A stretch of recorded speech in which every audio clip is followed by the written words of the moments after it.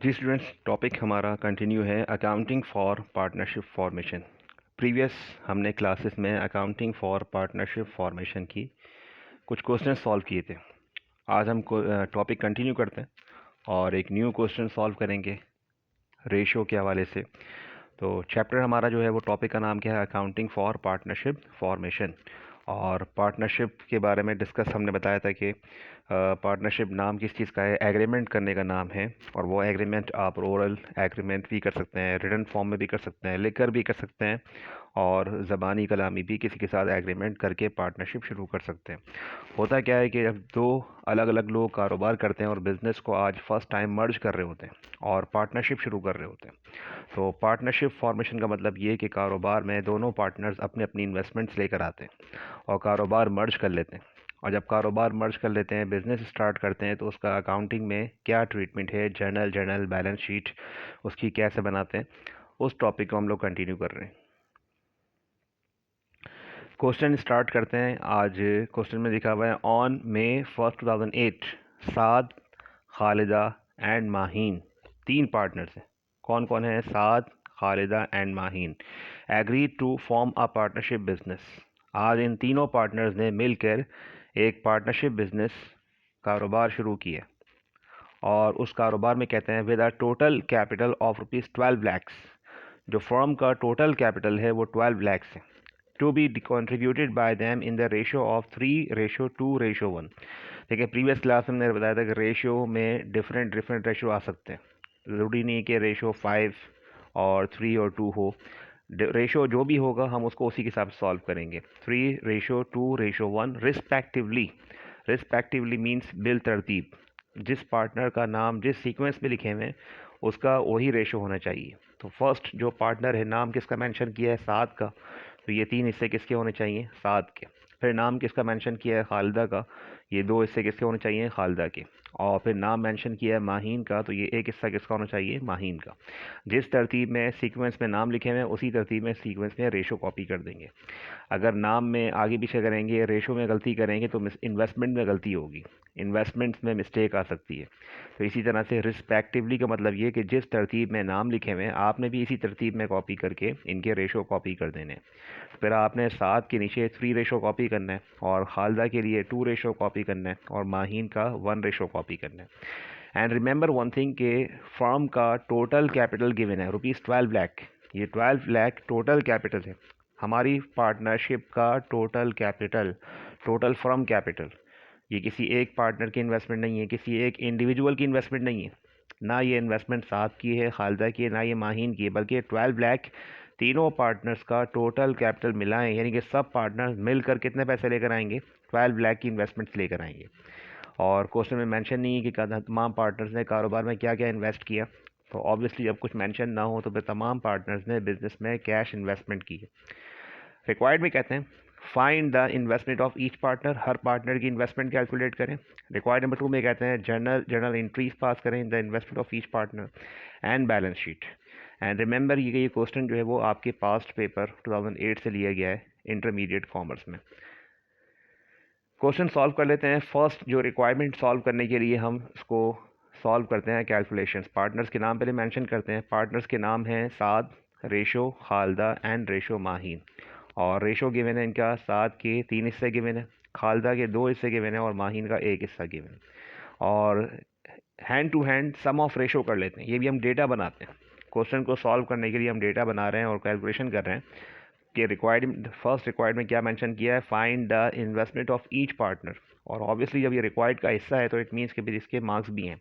और रिक्वायर्ड का हिस्सा अगर ना भी हो तो डायरेक्टली हम जर्नल एंट्री सॉल्व करने से बेहतर ये है कि पहले हर पार्टनर की इन्वेस्टमेंट कैलकुलेट कर ली जाए, ताकि आसानी हो जाएगी। आपके पास हर पार्टनर की इन्वेस्टमेंट होगी तो आप आसानी जर्नल में एंट्री में अमाउंट मेंशन कर सकते हैं।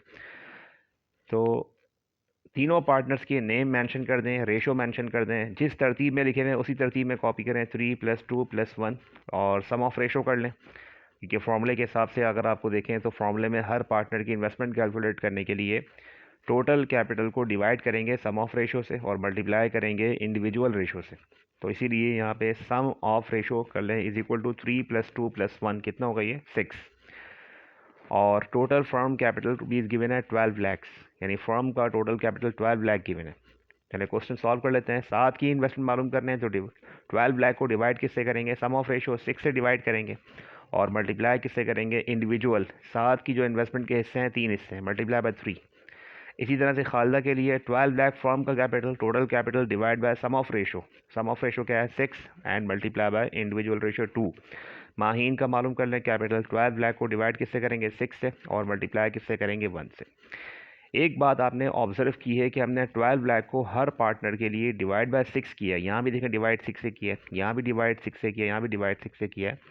ऐसा क्यों, ऐसा इसलिए क्योंकि फर्म का टोटल कैपिटल गिवन है और जब फर्म का टोटल कैपिटल गिवन होगा तो फिर हम फर्म के टोटल जो हिस्से हैं वो उसी में डिवाइड करेंगे।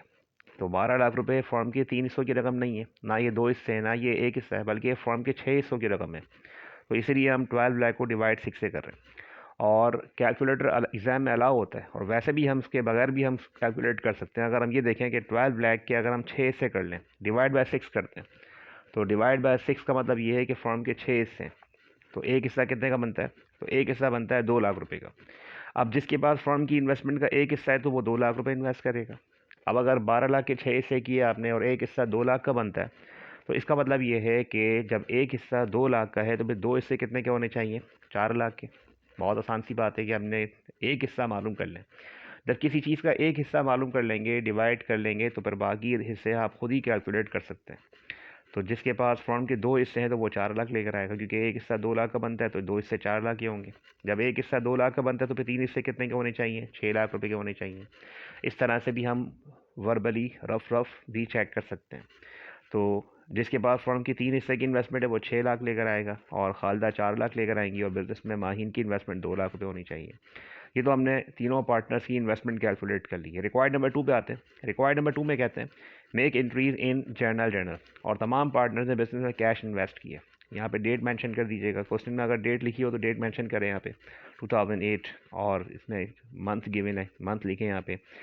बिजनेस में पार्टनर्स ने कैश इन्वेस्ट किया है तो कैश डेबिट ₹12 लाख से बिजनेस में एक एसेट बढ़ गया, एसेट में इजाफा हुआ।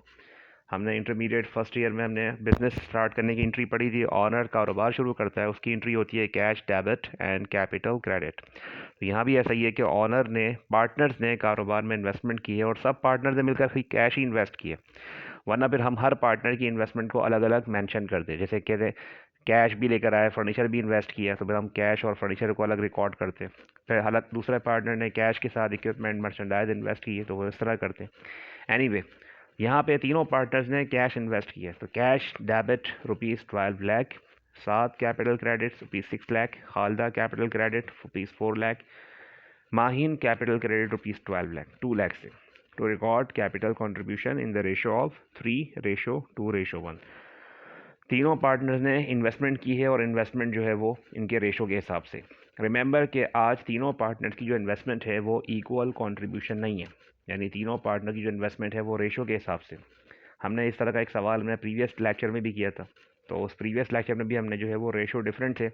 आज इस क्वेश्चन में रेशो डिफरेंट दिए हुए हैं और इस तरह से तीनों पार्टनर्स की इन्वेस्टमेंट कैलकुलेट कर लें। रिक्वायर्ड नंबर 3 में कहते हैं बैलेंस शीट। तो बैलेंस शीट बना दीजिए, पार्टनर्स के नाम मेंशन कर दें, initial balance sheet, as on में डेट मेंशन कर दें, जिस दिन बिजनेस स्टार्ट किया है, कारोबार शुरू किया है, उस दिन की बैलेंस शीट में यहाँ पे ऊपर डेट मेंशन कर दें एज ऑन लिख के।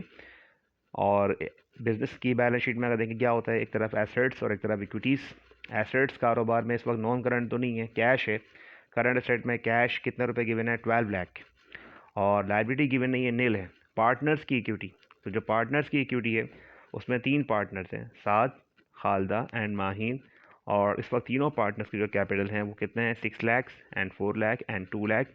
अब तीनों पार्टनर्स की इन्वेस्टमेंट प्लस करते हैं तो ये कितने बनते हैं, टोटल इक्विटीज़ भी कितनी बन रही हैं, 12 लाख्स, और टोटल एसेट भी कितने बन रहे हैं, 12 लाख्स। पार्टनरशिप फॉर्मेशन का सबसे आसान सवाल हमने निकाला है, ये उसका टॉपिक का रेशो हमने था। तो इसके क्वेश्चन में रेशो आते हैं क्वेश्चन में, और रेशो प्रोपोर्शन में आपको इन्वेस्टमेंट कैलकुलेट करनी होती है।